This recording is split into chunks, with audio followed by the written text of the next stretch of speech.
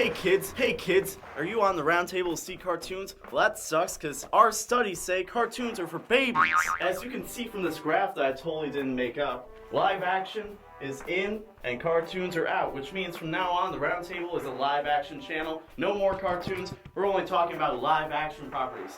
So instead of that baby show that I was going to talk about today, we're going to talk about how Bird Box is totally better than Stuart Little 2. Because it totally is, okay?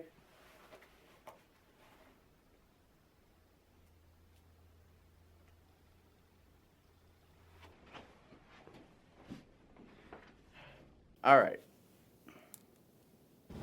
Hold on, I gotta put in the earpiece because we're live action now, so I need an earpiece. So, for this video, in the past, whenever I do something like this, it seems to go over some people's heads. So, I want to state my hypothesis very clearly right now. Cartoon Network today is obviously very different from Cartoon Network 10 years ago, 20 years ago, and I want to look at some of the things that led to the evolution of Cartoon Network, some of the things that's lost, some of the things that's gained, and just the way that's changed overall and specific points in time which led to that change. And for those of us who have some knowledge on the history of Cartoon Network and the people who have run it, we know one specific person changed Cartoon Network forever. And that man's name was Stuart Snider.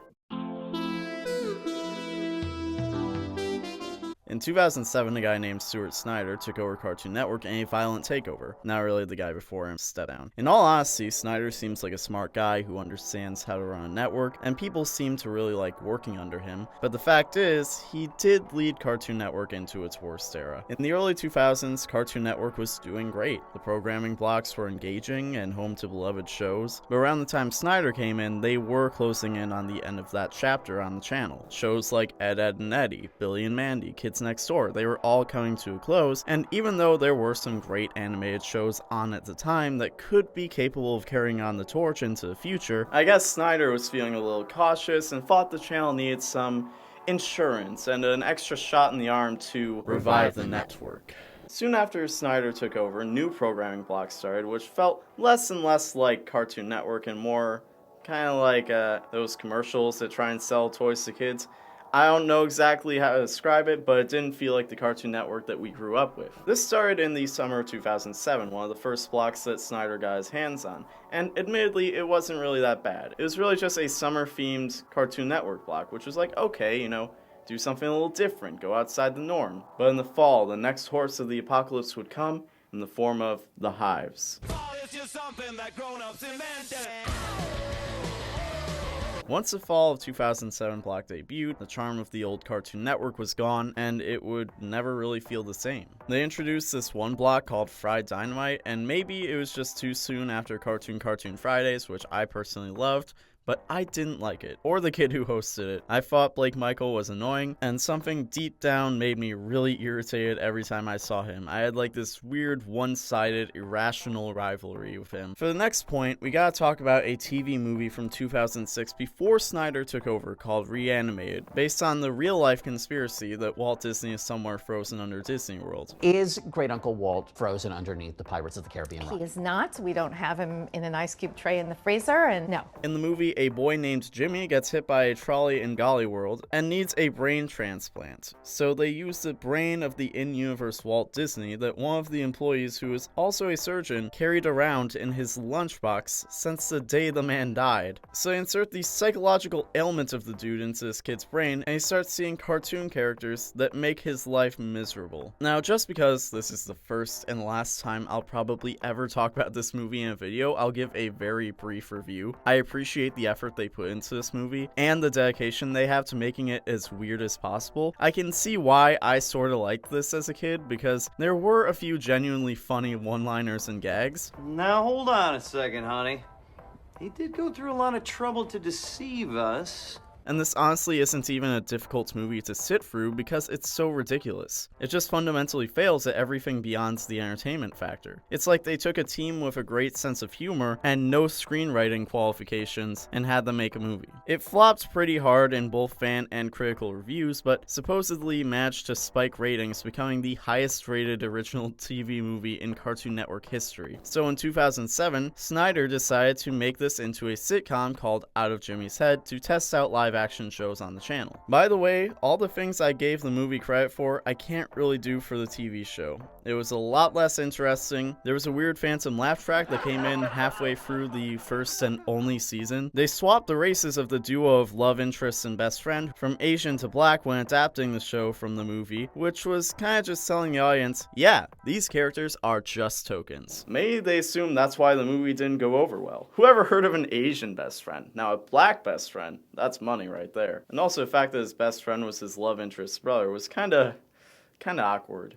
These things like Out of Jimmy's Head, the fall rebranding, Fried Dynamite, all of these things, they changed the way that the network felt, and as a result, kind of drove down the public opinion of the channel. Not necessarily because these things were bad, but because they were abandoning the old style that made Cartoon Network what it was. Cartoon Network always had this do-it-yourself outlaw kind of feel to them. They did things because they thought they were cool, not because that's what you're supposed to do. Like, remember when they invaded Nickelodeon to advertise their Cartoon Fridays block? Hurry up! We're not even supposed to be on this channel! Cartoons back to back, with a new episode every Friday. Somebody's coming! We'll see you over there! Hey! More than anything, there was an atmosphere Cartoon Network spent years establishing that was broken as the presentation changed. Remember Cartoon Planet or CN City? What all of these bumpers and programming blocks did was make the universe of Cartoon Network feel real. It created this place where every character we watched on Cartoon Network existed beyond the context of the shows we watched them in a real and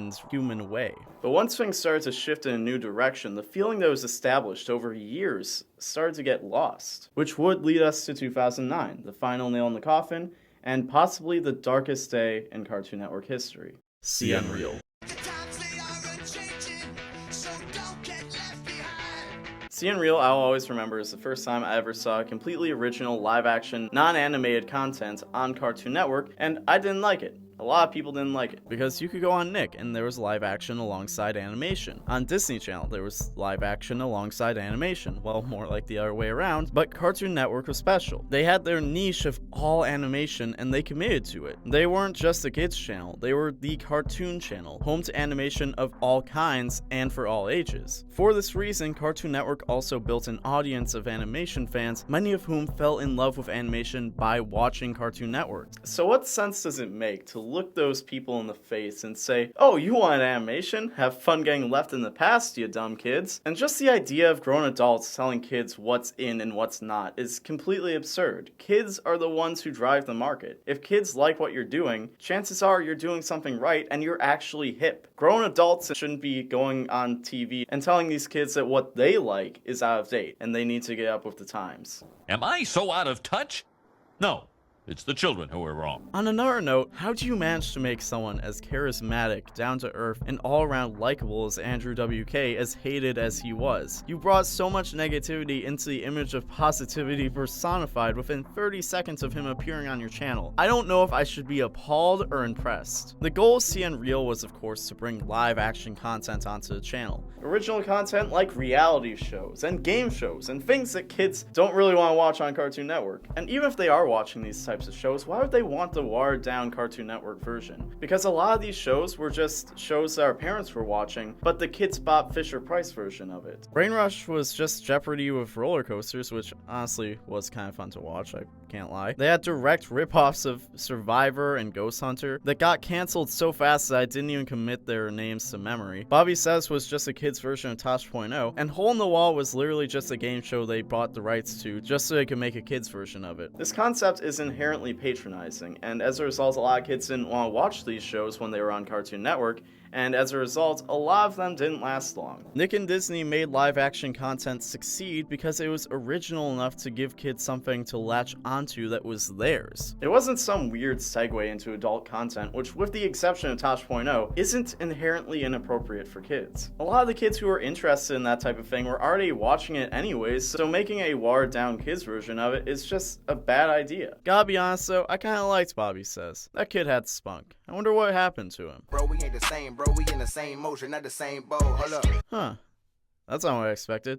I wonder what happened to that kid from the Fried Dynamite block, Blake Michael. I bet he's a chubby schlup who amounted to nothing. That'll make me feel better about myself. Okay, he's hot. He looks like me if I was 10 times more attractive. Alright, this is the worst case scenario for me specifically. The only shows I found at all original were Dude What Would Happen and Destroy Build Destroyed. Funny enough, those were the only CN Real shows that had a semi-decent run by lasting more than 1 year. I mainly think this is because they starred the personalities that were pushed to the forefront of the CN Real revolution. So as a result, people were more familiar with them, which made them easier to get attached to, and I'm sure they got a little more support internally from the network than other shows just for that reason. The thing that made CN Real so offensive was not the fact that Cartoon Network was giving live action a shot. It was the fact that they were taking this risk at the expense of the animation on their network. They actively replaced the animated programming that they were known and loved for in favor of these new live-action shows. This was not long after they canceled Toonami. Chowder, one of their most popular new cartoons, had just ended, and there was not a new Cartoon Network original animated show for the entire year of 2009. So the animation portion of Cartoon Network was being put on the back burner while they tried to make CN Real work,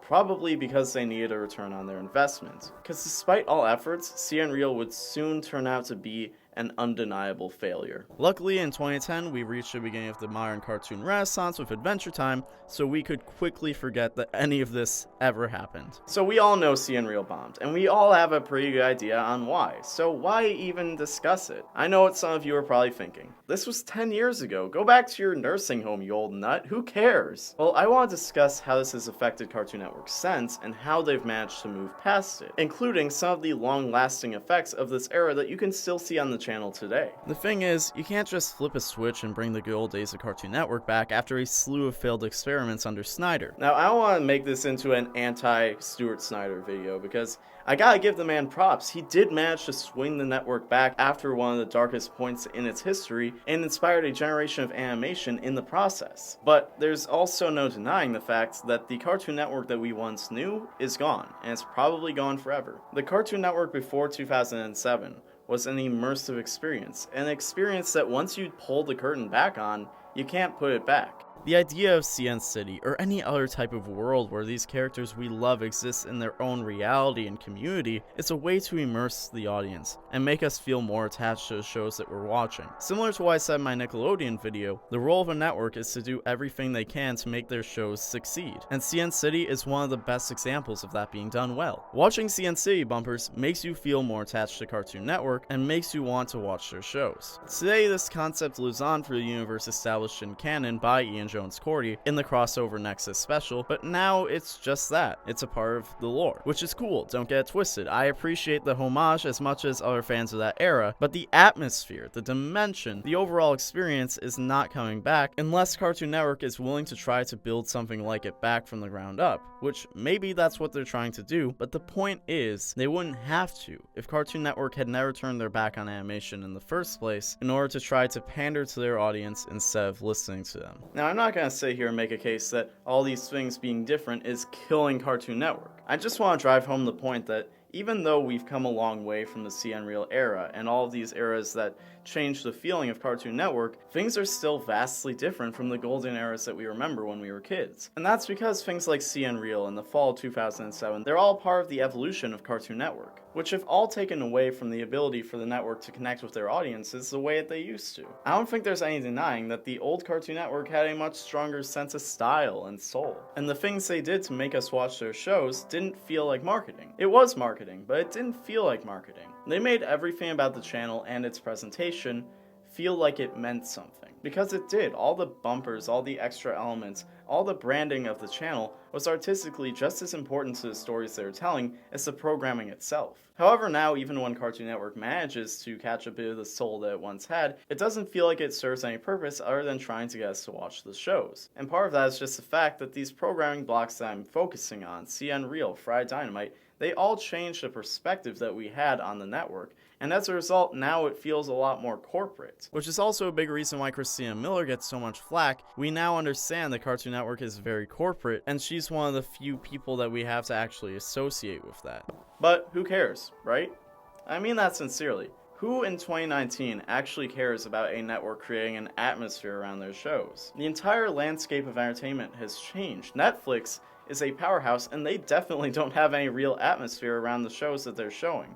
And we can see that after discussing how it's changed on Cartoon Network, how it's changed on Nickelodeon. When you look at the bigger picture of what's going on and you see that all of these huge brands aren't even trying to set up this atmosphere that I'm talking about, it's hard to really say that it actually has any value in the modern day. But the thing is it actually does still have value, and I've realized that it's actually still around. It's just not the brands themselves who are creating a broader context for their shows. Now it's YouTube channels like the one you're watching. It's social media. It's the community around everything. Because back in the day when we had CN City, back in those days, we weren't as connected as we are now. Of course, we had MySpace and DeviantArt, but there wasn't that larger online community that everyone was a part of. And I believe that fandoms have become so big because people still crave that larger association for the shows that they love, but they no longer want to rely on networks to provide it for them. If there is no greater context for Steven Universe on Cartoon Network,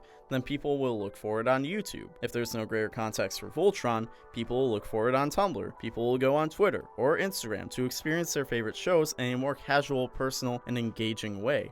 As great as the days were of sitting down and experiencing a channel for the world of escape it offered may have been, the times, they are changing. And in exchange, I think that we should appreciate the great things about the culture that we have created. And yes, I know that sometimes it can be toxic, sometimes it can be negative, but I think that everyone who is a part of this community can name at least one big thing that it has offered to change their life for the positive. And I think that that alone makes it all worth it. When I sat down to make this video, I did it realizing that there are already a lot of videos breaking down why CN Real was bad.